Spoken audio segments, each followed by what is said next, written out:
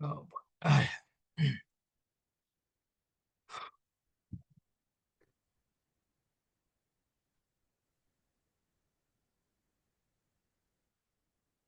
good morning, Mordechai. Morning.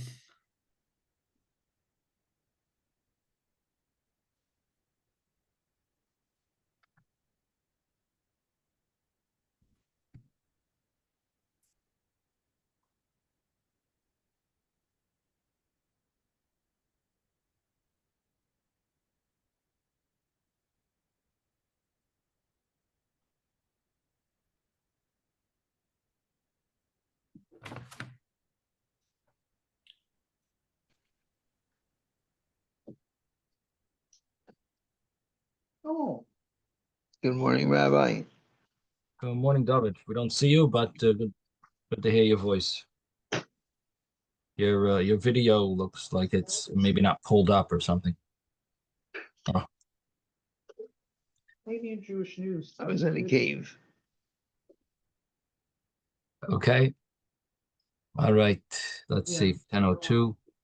All right, let's start in about 30 seconds. We'll begin.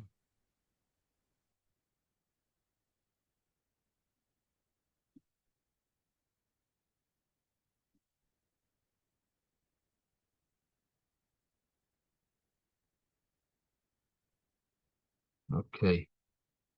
Ezra's here.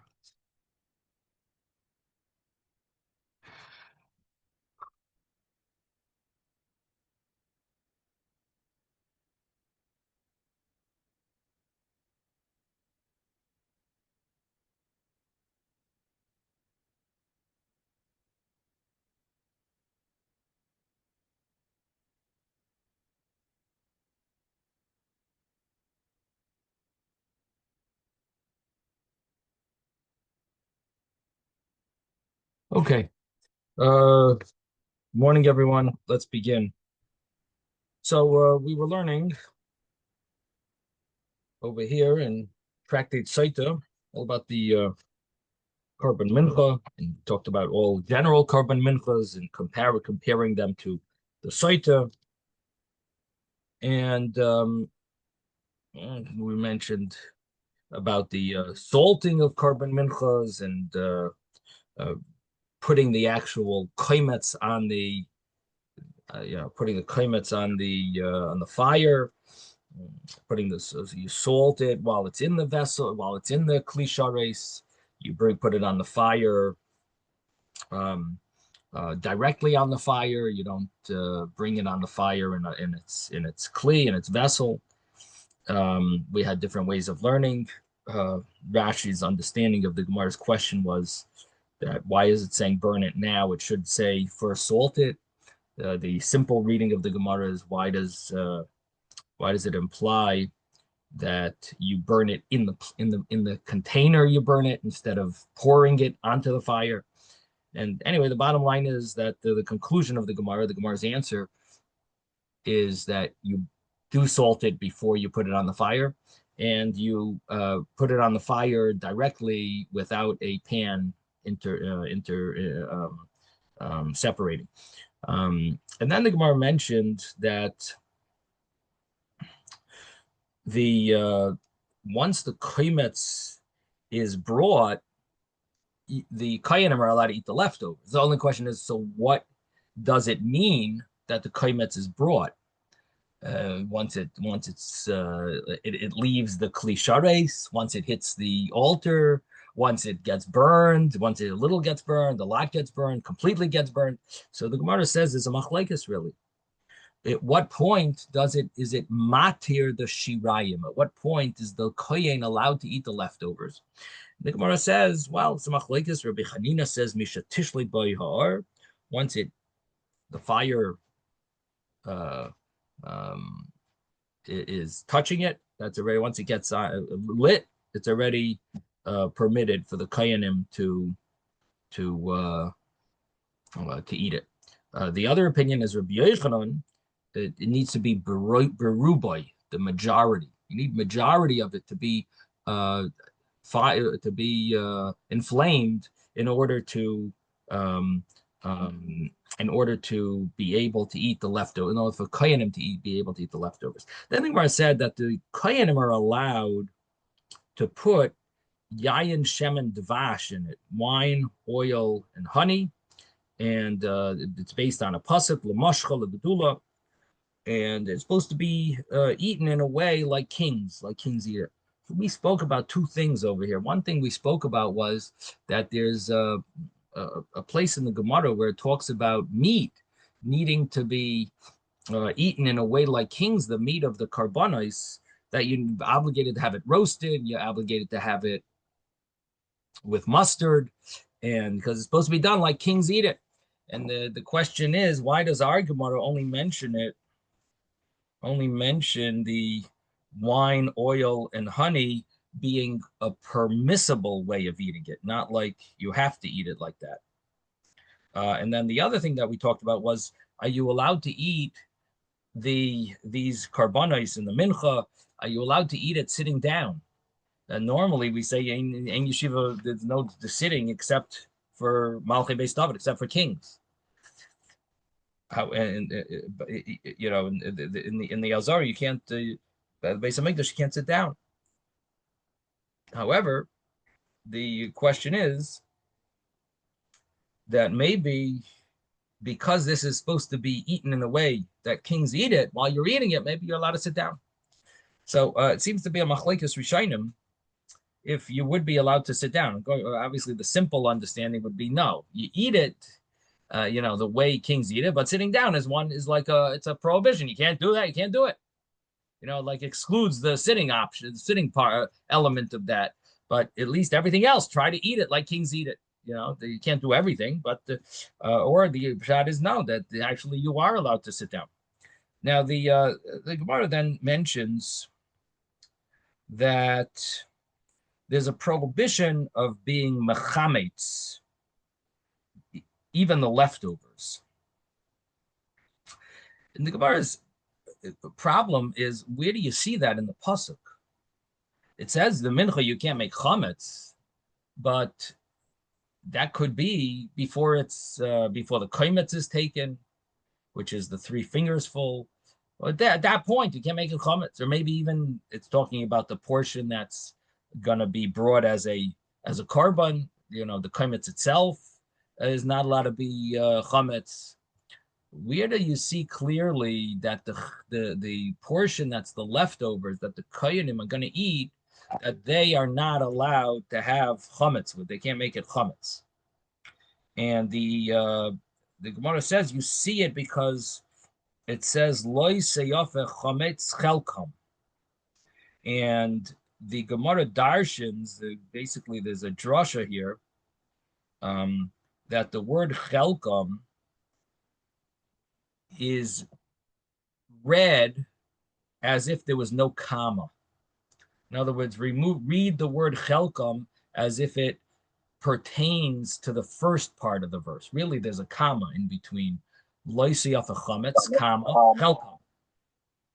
And then the in chelkam goes on the second half.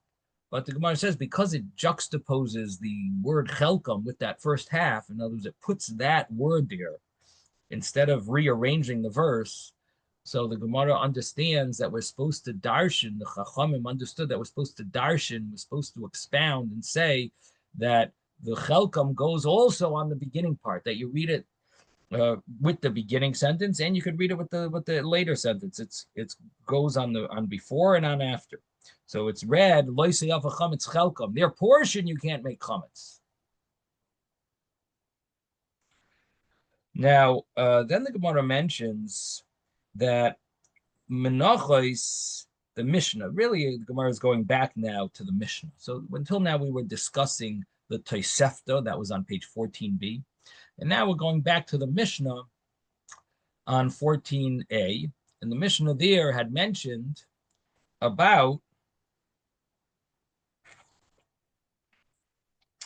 the difference in contrasting korban minchas, all minchas versus the mincha soita. The problem is that it wasn't so clear in um, in differentiating between a minchas choite and a minchas soite. Now, what's a minchas choite? So a minchas choite it's really a unique law of this. It's called a carbon oila v'yored. It's a carbon that goes up and down depending on a person's financial situation. And there were three averas that the person brings this carbon oila v'yored, and the averas that he brings it for is a shvua, false promise, which is a regular promise, shvas bitui, which means a regular promise that he does falsely, and entering the Beis Hamikdash tameh. And both of these averas would be b'shoigeg. You bring this carbon oil v'yored if you did it b'shoigeg. Then the shvuas ha'edos is a shvua that he knows testimony. Do you were there? You saw this and this happen. Please come and testify for me. And the man says, "No, I wasn't there. I didn't see it." And I shvua. He says a shvua that he wasn't there, and he didn't see it. He doesn't have testimony to say. I don't know testimony. So that shvua is called the shvuas ha'edus, where you want someone to testify for you in court, and they claim they're not a witness. And they made a promise. It's a shvuas ha'edus. And the law is that even if they're amazed, and they knew nevertheless they're going to be they can bring this carbon oil if they want to repent.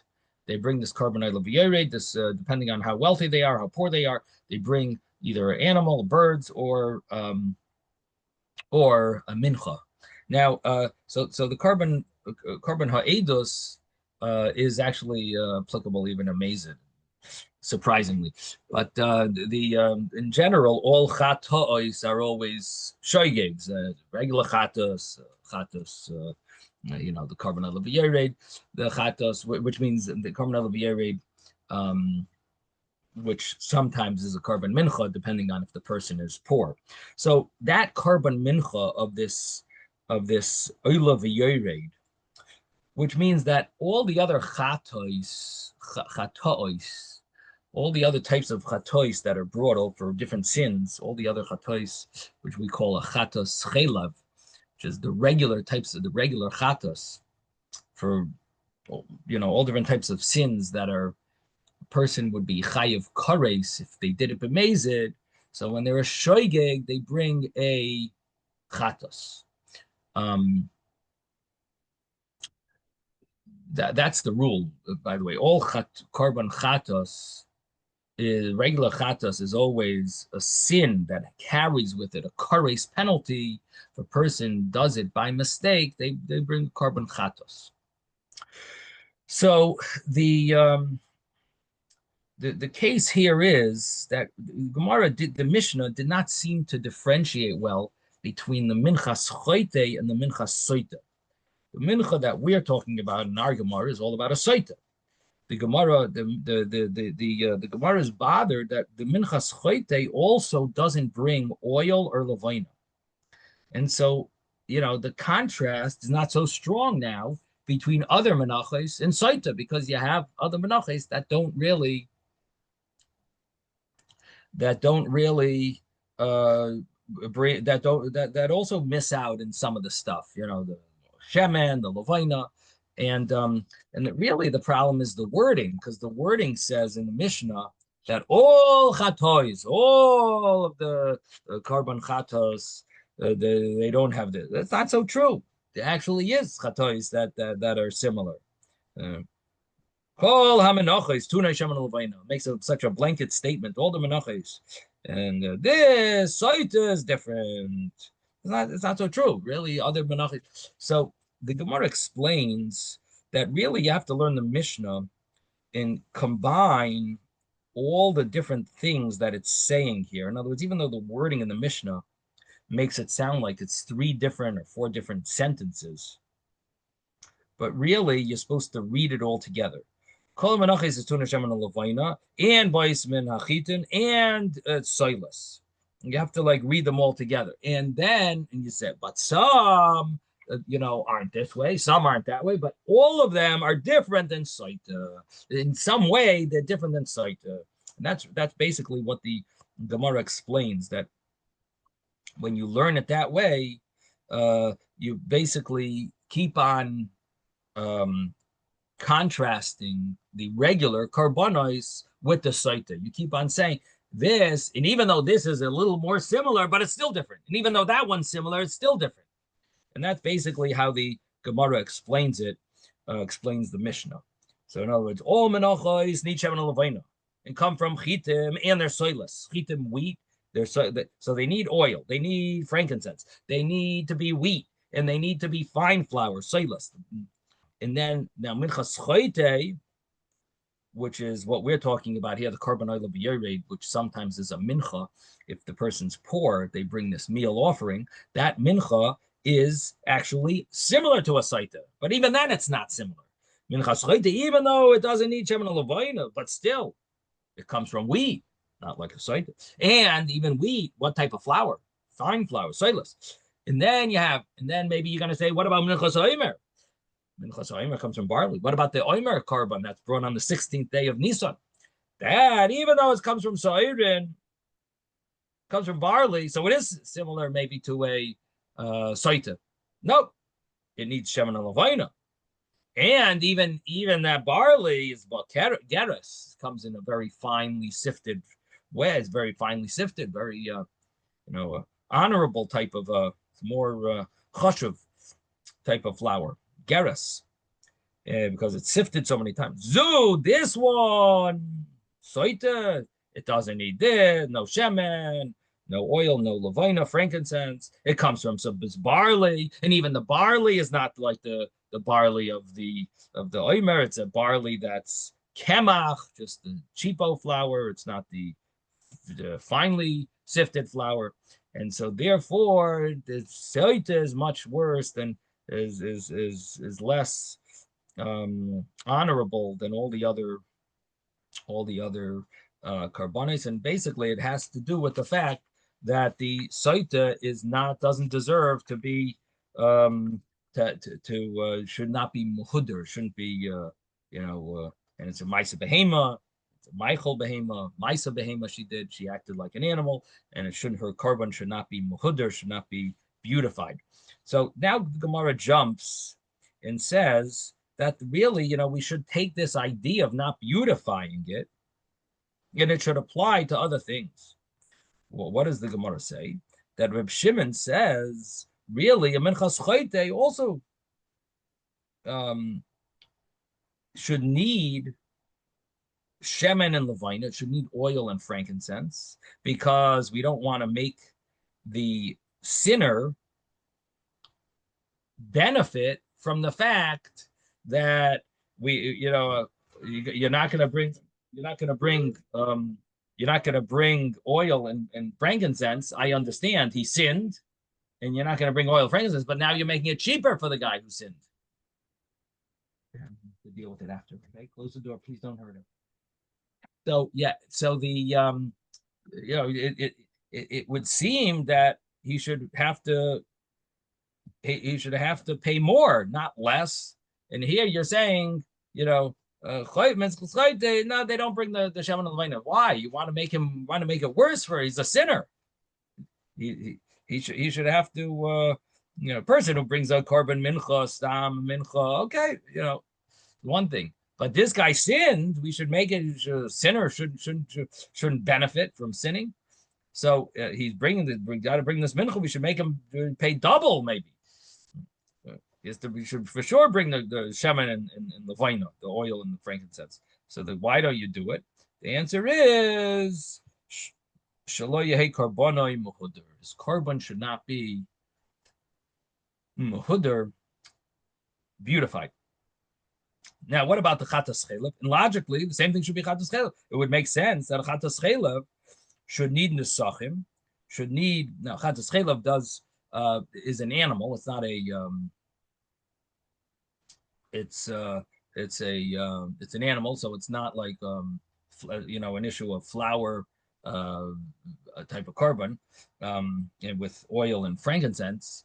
But the question is, many carbonos have with them, as sort of like part of the procedure includes part of the carbon is you have to bring what's called nesachim. It's a general word. Literally, it means libations, but it really includes. It's a term used to include a mincha that goes along with an animal sacrifice. So the Gemara is thinking maybe a chata should need that, should need nesachim, should need the mincha that should go along with the chatas. Why? A person who sins shouldn't get off. Another person who brings a carbon oila, a burnt offering, or a shlamim, or a peace offering, they have to bring nesachim. They bring a mincha with it, as we say in the davening. We're very familiar with it because every musaf has all the carbonis there.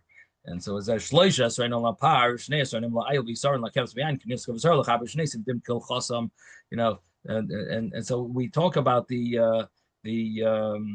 mineral, the nesachim, basically the oil, the wine, the flour that goes along, the mincha that comes along with the carbon. And the question is, maybe a chatas should also have to bring. What chatas are we talking about here? Regular chatas chelav, it's called chatas chelav, because a chelav is the parsha that the Chumash talks about chelav. What the Chumash talks about the laws of the carbon chatas. It mentions right before it mentions the prohibition of chelav. So the Gemara. So whenever we talk about the regular chatas, we call it a chatas chelav.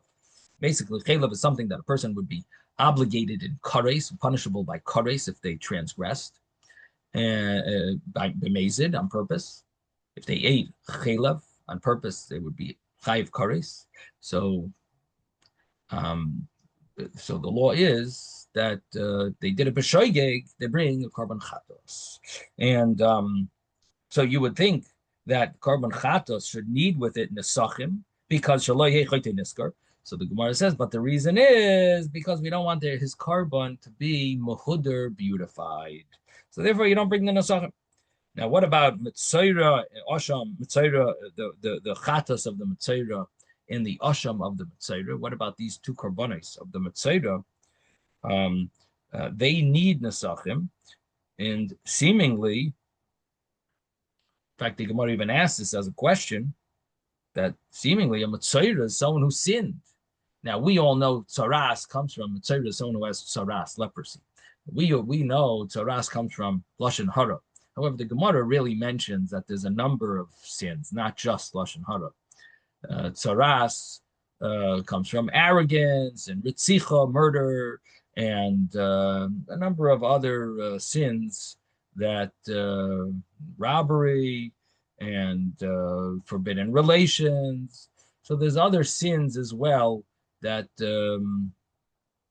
tsaras comes from, and the Gemara is asking that if it comes from sin, so the chatos and the asham of the mitzayra of this person who has tsaras, when they bring their korbanos, they should not have to bring nesachim because shalo yehei korbanei mahuda, right? And the law is, believe it or not, it's surprising, but the law is that they actually do have to bring nesachim.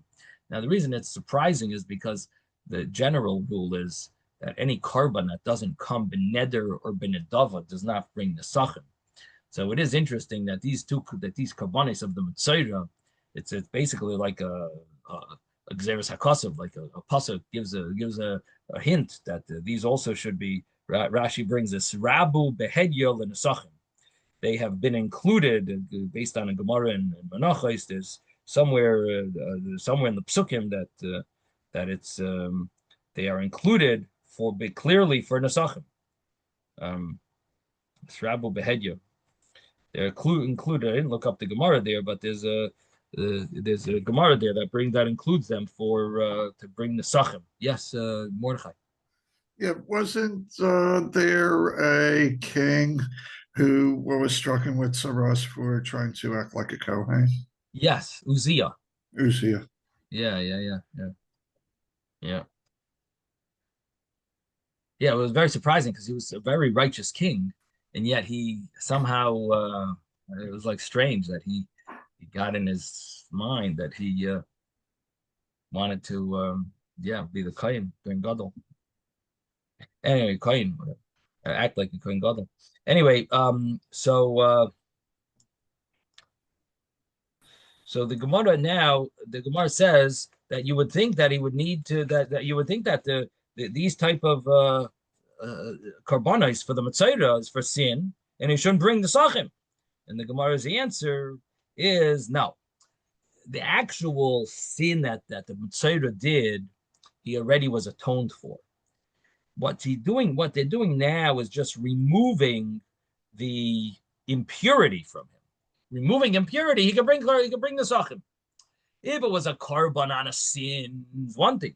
This is a korban that's after a person sinned and after a person was atoned for already. So the korban now could have nesachim, and that's why it would have nesachim. Then the Gemara deals with the nazir. Nazir is a very interesting.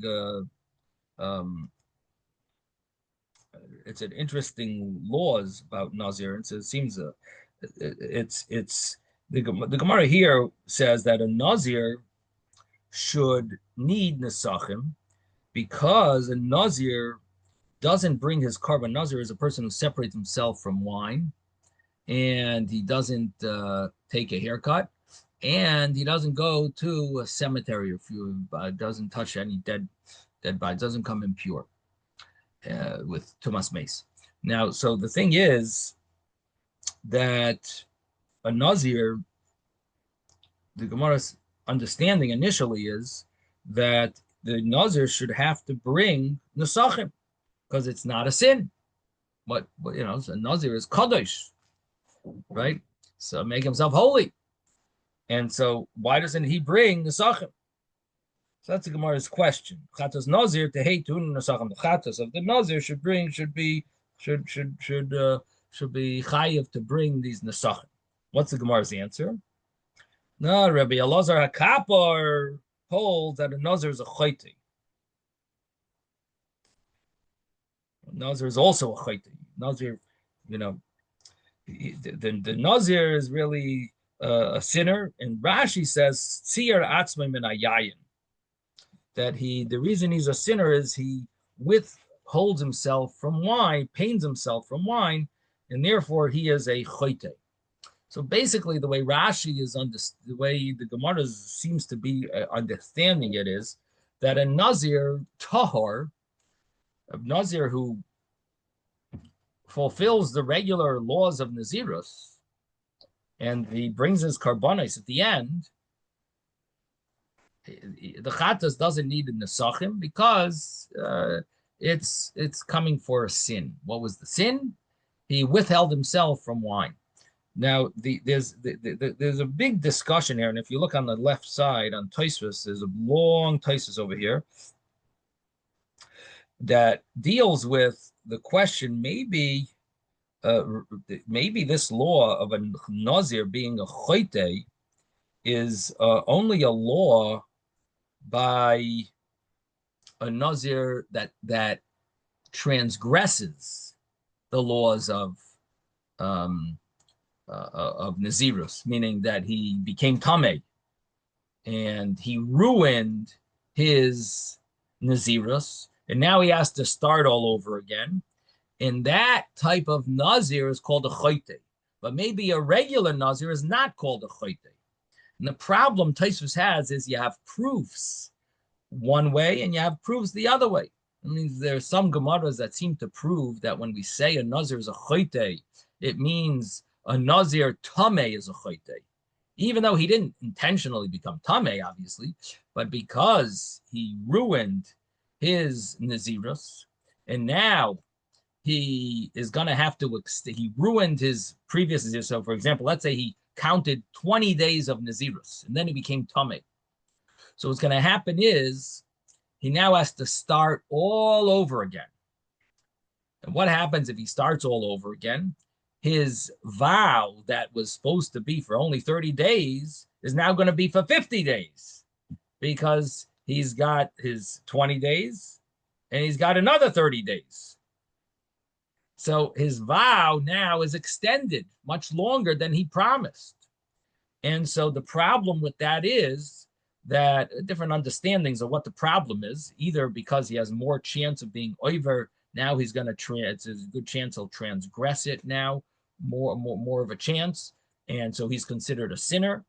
And additionally, there's a understanding that he's a sinner because he's going to regret his nazirus, and then when he brings the carbon, it's going to be, it's because he regrets his mitzvah of nazirus, of being a nazir. He's regretting it because it's so extended that he didn't expect to get himself into this. It's like you make a pledge for $180, and then the shul sends you a bill for 360.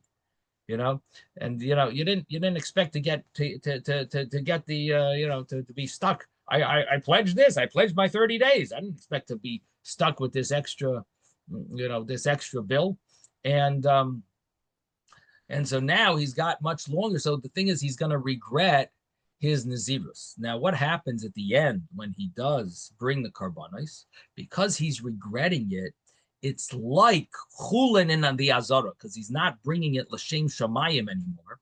He's doing it without his interest in being kadosh and certain doing this mitzvah that he accepted on himself. So it's considered like he's considered like he is chulin in the azara, even though of course it's not exactly, because he's obligated to bring this carbon, but because he's regretting it, it's considered a quasi type of sin. Because he's not fully into it. This is the lashon of the Rishonim, the understanding of the Rishonim, some of the Rishonim, that's the sin. So that sin apply, those two sins, those two understandings, either because he might end up sinning now because he has an extended period of time, or because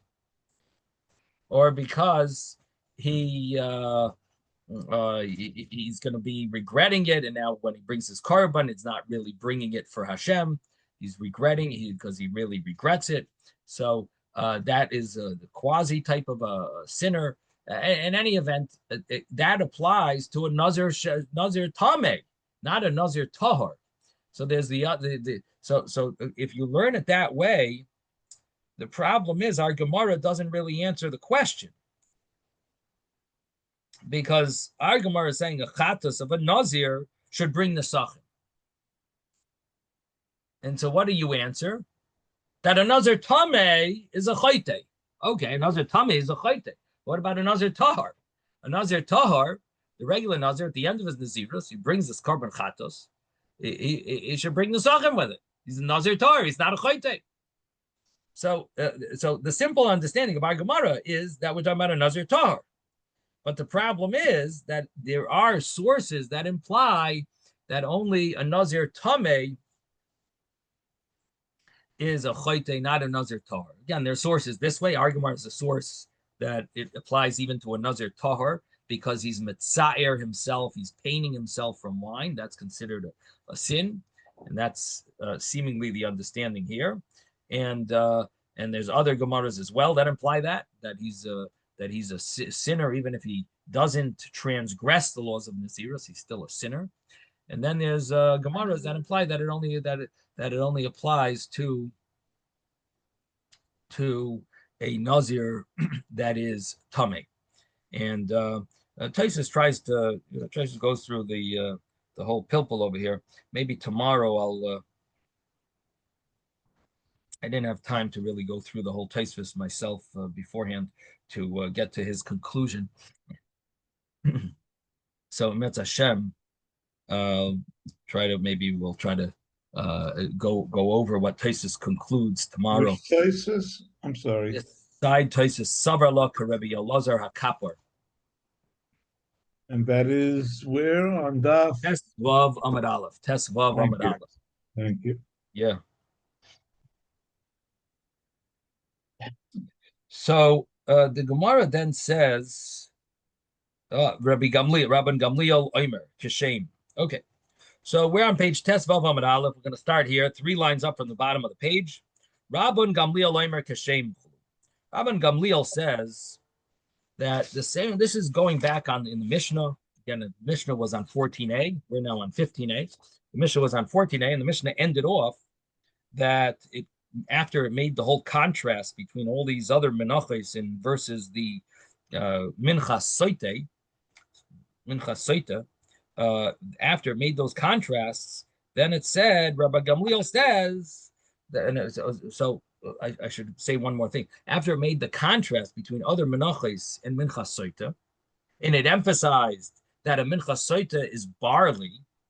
So now Rabbi Gamliel says, Keshem Shemaiseha Maise Behema, the same way her actions were actions like a behema, as we saw that almost all animals, we saw a few exceptions, but almost all animals are not faithful to their mates. And so this person, this woman, same way her actions was like an animal, so also her korban is going to be animal feed. It's going to be barley. That was Rabbi Gamliel's sort of like explanation of why this korban is barley. Now, the Gemara here, bottom of 15a, we're 3 lines up from the bottom. Rabbi Gamliel Leimer Kashem. Gamliel, Mishnah mentioned, Rabbi Gamliel says the same way her actions were animalistic, so also her korban is animal feed. Tanya Amar Lahen Rabbi Gamliel Lachacham. It was taught in a brisa. Rabbi Gamliel told the rabbis, Seifrim are chachamim. Now, we often call a sefer a scribe, but the Gemara uses sefer to mean chachamim because they would write down their insights. Maybe Gamaliel tells the rabbis, scribes, hanichu li ve'edrishenu k'min chaymer. Leave me, let me darshan this like a precious gem. Rashi uses the word chaymer. Chaymer is a button, like sounds like a button, and Rashi says it's of gold. So they would sign the two. They close the shirt with this fancy button for beauty. Then it was sort of like almost like we wear a bow tie. So they would have this golden button, and they would use it to close their shirt. So anyway, it's like a gem, precious jewel. So Rabbi Gamliel says, let me darshan this concept like a chaymer, like a jewel. Taisa says it means a diamond, or no. One second. Taisa says, Perish Reb Hillel Margulis, Inyan Acher. No, Perish Reb Hillel Margulis. Let me just see if I'm. Perish Reb Hillel. Taisa says,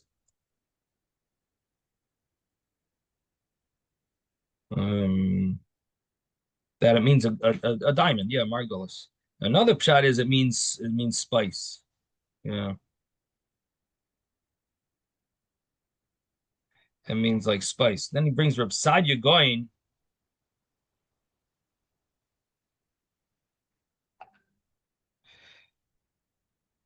It just, according to Reb Sadia going, it just means this story, this law.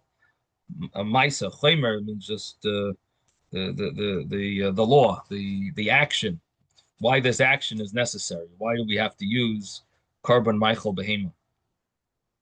Let me explain this procedure. A chaymer is like a procedure, a maisa. Anyway, so it says, let me darshan it. So what's the drasha? Let's turn the page. Tesvav on the base. The Shamei Reb Meir, because Rabban Gamliel heard from Reb Meir the Ka'amar, or the Ka'amar, he hachilasai ma'adani yolam. Reb Meir had said, you know why we make her bring a carbon of barley? Because she gave her get the term, the man that she was hanging out with, the sinner, well, she's a sinner also, but she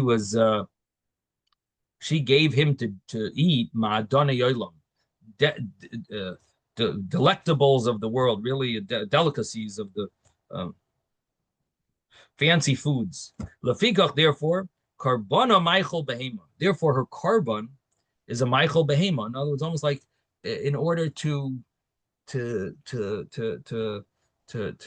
to stecher. You gave him these fancy foods in order to get him to attract him and so on. And therefore, you're going to bring for a carbon animal feed. So Rabban Gamliel wasn't satisfied with that understanding that Reb Meir said. And we saw this opinion of Reb Meir.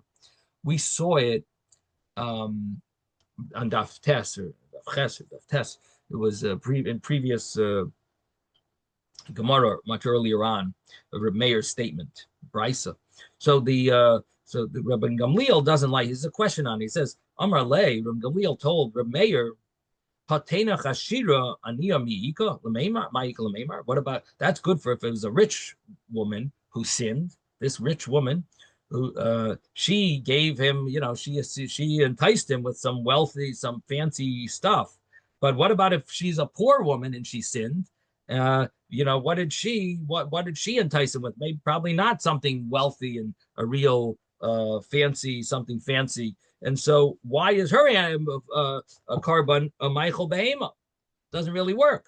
So Ella, rather, Rabban Gamliel says, no, it's a different verb. Shem Shemaisel Maisa Behema Kach Karbana Michael Behema. Just like her actions as a Maisa, she acted animalistic. That it doesn't matter if she's rich or poor. Her action was animalistic. So therefore, her carbon is an animal feed. Now, there is a famous question on this Gemara, and that is that Rabban Gamliel did not live in the same time of Reb Meir.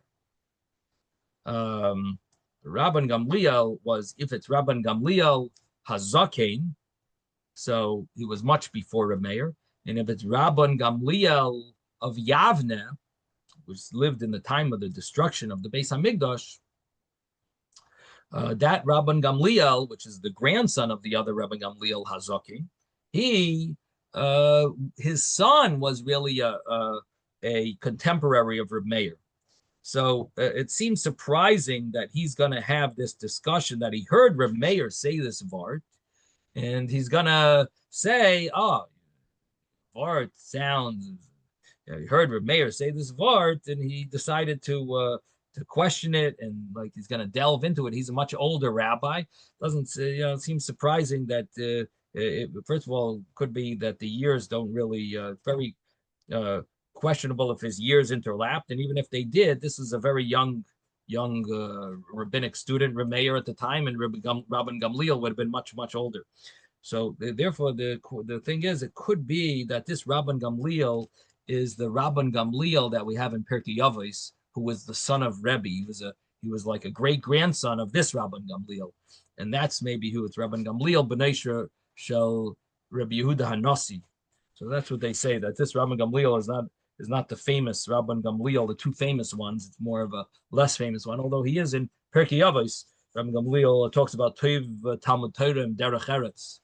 It's good to have Talmud Torah with work, not to just live on miracles and just learn.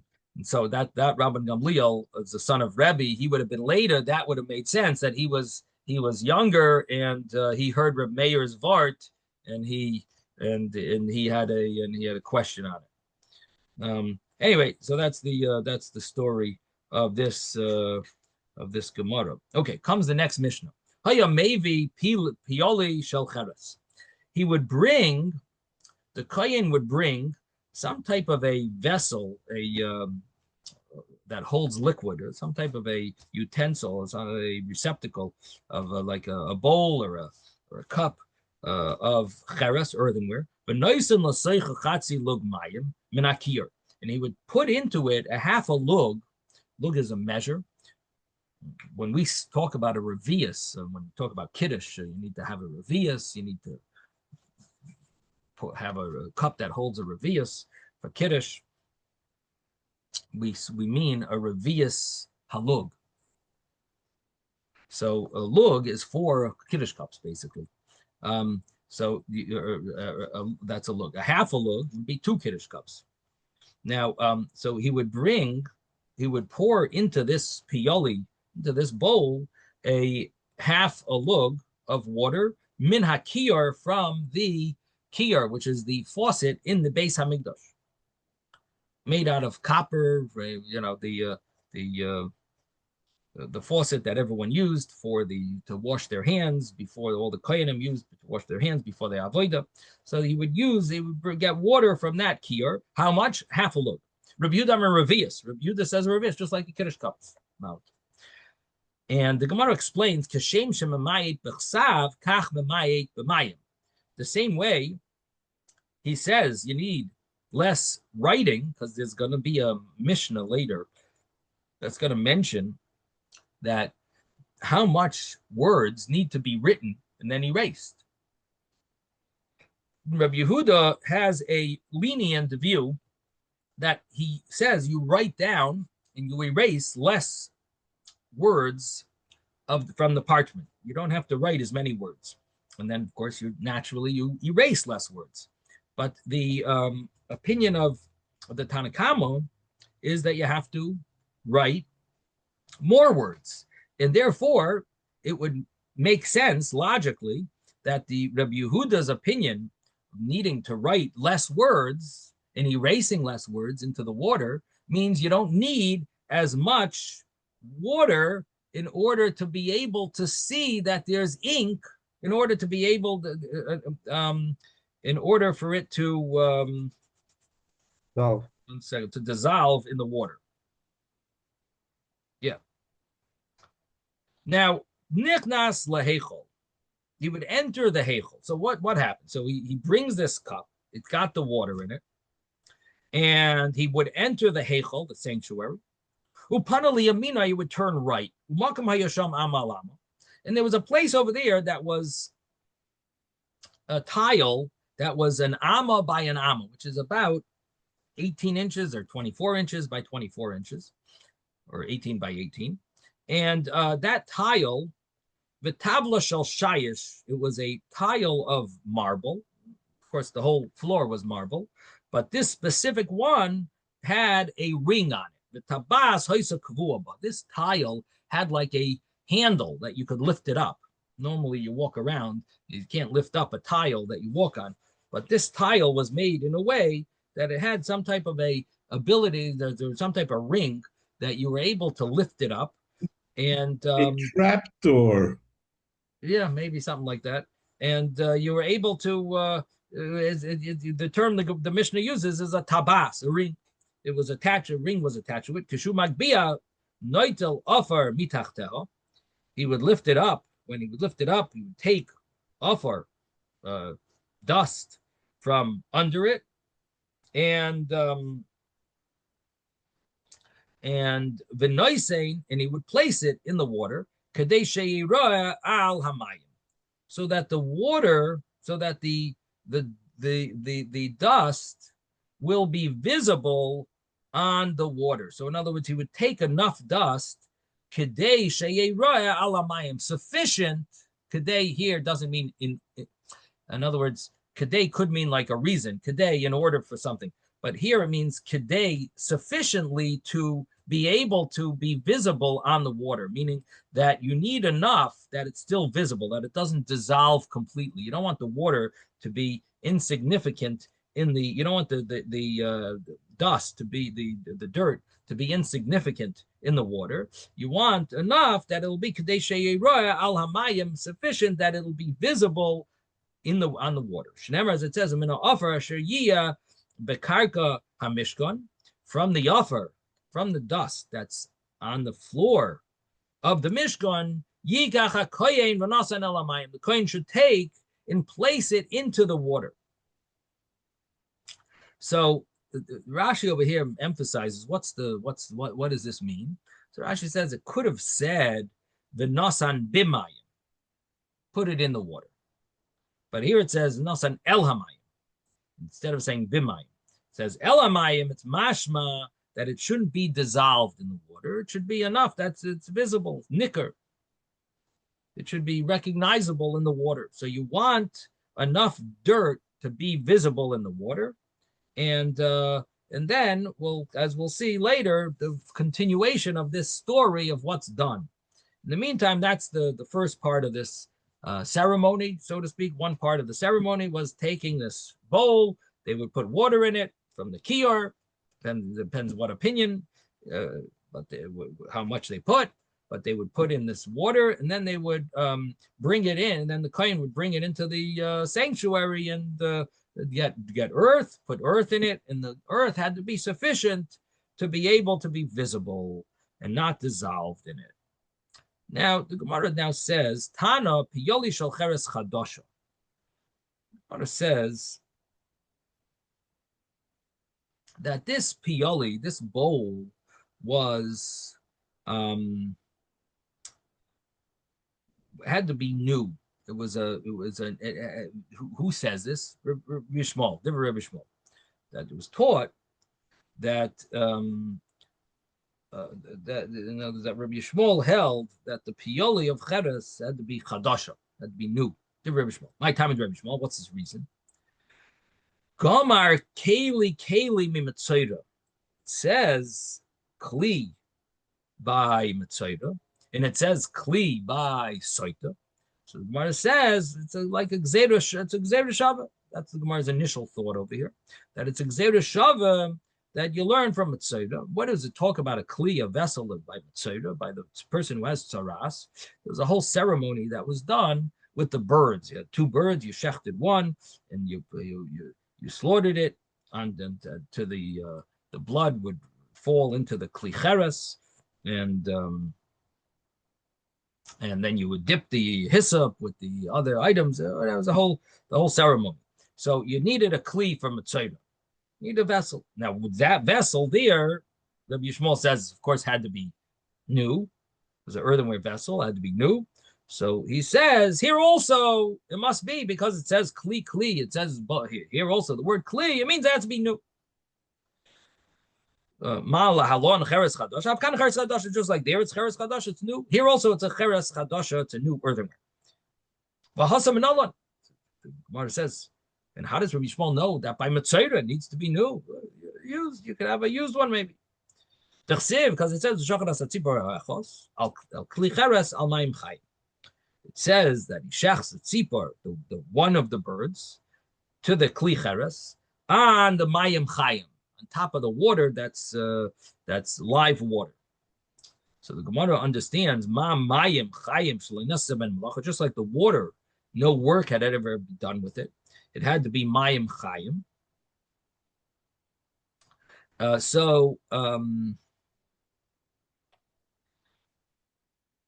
So the same thing would be af kli, also a vessel that water, that no work was done with it. That means it was was new. It couldn't have been used before. So in other words, the Gemara is understanding that because it mentions kli cheres and mayim chayim, and it mentions it right next to each other. It's teaching us that it's similar, that the mayim chayim and the kli cheres have to be they both, just like mayim chayim is mayim chayim, it can't be used. So here also the kli cheres has to be, it's a kli cheres that was never used. So that's Rabbi Yishmael's understanding that that's by Mitzayra. And the Gemara tells us that Rabbi Yishmael has a gzeira shava from Mitzayra to Saita. And so if there it has to be a new vessel, here also has to be a new vessel. So the Gemara says, well, but what about the fact that there it has to be mayim chayim? Imala halon mayim chayim. Afkan mayim chayim. If there it had to be mayim chayim, here also maybe it needs to be mayim chayim. If you're comparing the vessel to the water, and there it mentions that you need mayim chayim in the al hamayim achayim, right? It mentions over there clearly mayim chayim. So here also maybe you need to have mayim chayim. It has to be what is mayim chayim? It has to be from a source that's like a spring. Mayim chayim. It has to be a spring water. It can't be just regular water that's gathered from the rain or some pond or something. It has to be a spring water. Has to be flowing. right? River water is not Mayim Chayim. Probably not. Yeah, I'm not exactly sure the rules, but It says spring here sounds like running, it has to be. What's that, David? it says running water. Running, right? But the term spring, I guess, means that it has. Yeah, I guess Well, that's there the for sure, point. right? The spring of the spring water. So it has to be running water. Okay, but I don't think it works from a sink if you have running water. It has to No, be no, no, no. from the Naturally original flowing water. naturally flowing water. So the Gemara understands. I mean, I don't think it works even if it's flowing from a mountain top. That's not. I don't think that's considered Mayim Chayim. It has to be an actual I don't spring, know. the That's a source. river. That would be a river. I don't know. I That's think why the I source asked. has to be flow. I think the source has to be flowing from the source. Um, Spring, I knew. I was just wondering if a river was also included because it's flowing. But no, I don't think so. No. all Okay. right. But I'll have to look it up. Anyway, so Mayim Chayim, the Gemara is asking that maybe the Saita is water, the water of the Saita needs to be Mayim Chayim. The water that we're going to erase Hashem's name in, that water maybe has to be Mayim Chayim that she's going to ultimately drink. So the Gemara says that Reb Yishmael, Hachinami, you're actually right. It is Mayim Chayim, according to Reb Yishmael. It works out perfectly. Reb Yishmael holds it needs to be a new vessel, and he learns Xer Shava, and that Xer Shava basically says it has to be a new vessel. It also has to be Mayim Chayim, the Gemara thinks. And the Gemara is saying, well, yeah, it actually works out because Rabbi Shmuel holds that it's Mayim Chayim. Why? Damar Rabbi Yochanan may kiyur, Rabbi Shmuel Amar may Maya. Rabbi Shmuel holds it as actually the kiyur. What's the water that's in the kiyur? It has to be water from a mayon, from a spring. May mayon hey. The Chacham say no, it doesn't have to be from a spring. You can put water in there. You can allowed to put into there may mikvah water that's gathered. You can put there. It's also kosher. Mishar may saying it's from other waters. It's not necessarily from a spring. The Gemara asks that ikal mifrach. You could ask on this a question. That it could be that the reason why Matzera needs to have this new vessel is because it also has special laws that it needs this eitz erez, the cedar wood, the ezov and hyssop and shnei toilas in this red, the scarlet thread. That's why it needs, maybe because it needs this, that's why it needs that. That's why it needs to be a new vessel. So even though you're telling me you have a Gzeir Shabbat, here it says this, here it says the same word, kli kli. And here it says you have to have a new vessel. Here you have to have a new vessel. But there's a question on this Gzeir Shabbat. Basically, there's a big discussion throughout in the Gemara that what happens when you don't have an extra word. Is the Gzeir Shabbat still solid? In other words, each word is being used for something. It needs to say the word kli. You can't get away without saying that word kli.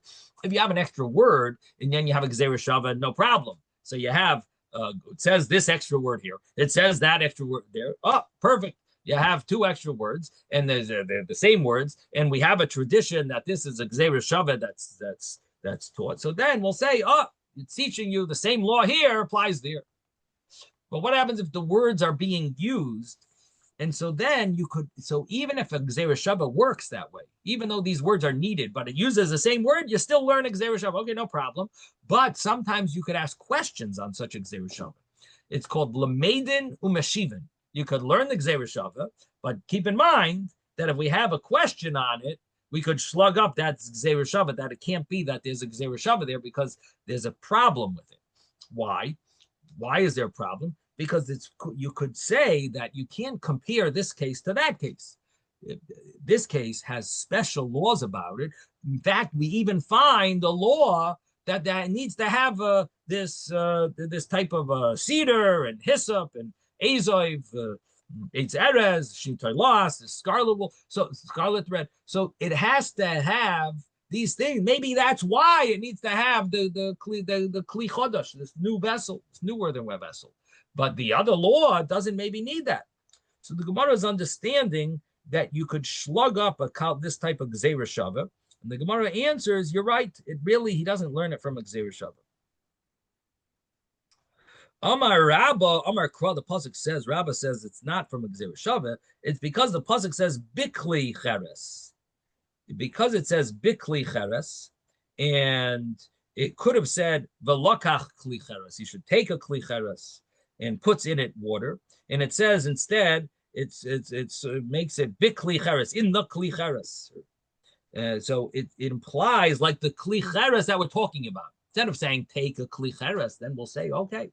This is like a normal way of saying it. It says take go, put it in the Kli Cheres. Oh, the Kli Cheres, what are you referring to? The Kli, put it in the Kli Cheres. Oh yeah, the Kli Cheres, which one? So it's, you know what? It's talking about the one that we spoke about earlier, a Metzayra. Metzayra, Kli Cheres needs to be new. So therefore, Rabbah says, that's why the Kli Cheres here, because it used the word Bikli in the Saita, we learn from there that it has to be similar to that other Kli Cheres, the Kli Cheres that we spoke about by Matzayir, not from Gzeira Shava, but because the wording is Bikli Cheres, Kli Sha'amarti L'cha Kvar. It's the vessel that I already spoke to you about by Matzayir. That is the vessel that you need here. And again, this is the opinion of Rabbi Yishmael, that a Kli Cheres needs to be a new Kli Cheres. And that the Mishnah didn't say it has to be new. The Mishnah said you bring a piyali, shel cheres. It's a bowl of cheres. It doesn't say new. The Mishnah doesn't. It's not Rabbi Yishmael. Rabbi Yishmael is what we learned in the Gemara. The Gemara brought the opinion of Rabbi Yishmael. We thought it was a Gzeira Shava. The Gemara's conclusion is not a Gzeira Shava, because a Gzeira Shava doesn't work if you slug it up. If we ask a question on it, and here we asked a question on it because we said it's not necessarily a good Gzeira Shava, but the words are being used, are needed, and therefore the Gzeira Shava only works, if it's if there's no questions on it. Here we have a question on the Gzeira Shava. It could be that there's a special laws in the case of Mitzayra that don't apply to. You can't compare them to the laws of Saita. So the Gemara's answer is, you're right. We have a different limud. It's not a Gzeira Shava. It is from the base Bikli Cheres that the Gemara, that the pasuk uses. It teaches us that we're referring to a Kli Cheres that was already mentioned, that's by Matzayra, and the same Kli Cheres, the same way that there it needs to be new. Rabbi Yishmael says here also it needs to be new. Okay, we're going to stop here. Sei gesund, everyone. Have a wonderful day. Thank you, Rebbe. Have a wonderful week, everybody.